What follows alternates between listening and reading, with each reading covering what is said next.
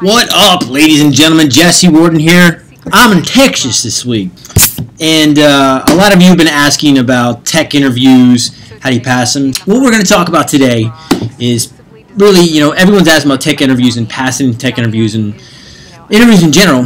And I'm really just going to tell you two things that I found useful. Okay, and the first is how you get the job, right, by not having the interview, and number two, just give you some stories and some hacks on how to pass behavior interviews. Those two things I think you'll find valuable. But I would highly encourage you to go look at personal branding, go look at networking and things like that, and a lot of ways to avoid the whole interview process.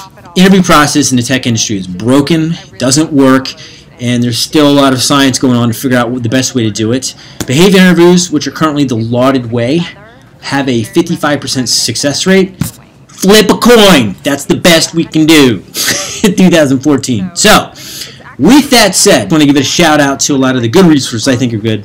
LinkedIn, the most useless social networking site I've ever used, is LinkedIn. One thing LinkedIn has that's quite interesting is the ability to provide articles daily. They actually have about 4 or 5 in the very top, and that's it. It's not like CNN or other websites which inundate you with links. And I find that a lot of the content they either aggregate or link to is very interesting and relevant to career and jobs in general. So I find that very interesting. I'm surprised at the high quality content. They clearly have somebody vetting that, and it's a very good resource. So from that standpoint, if you have LinkedIn, it's something that you could actually utilize that I didn't think.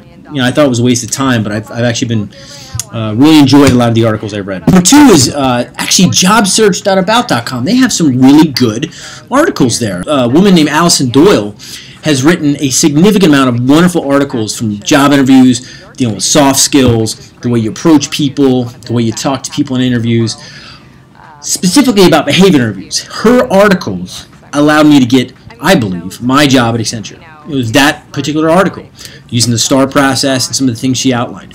Reading that, that's how I got my job. Obviously, working hard and knowing a little bit about programming had a little bit to do with it, right? But they have a 4-step process, and 3 of those are behavior interviews. And lastly, Jace, this guy right here. He's actually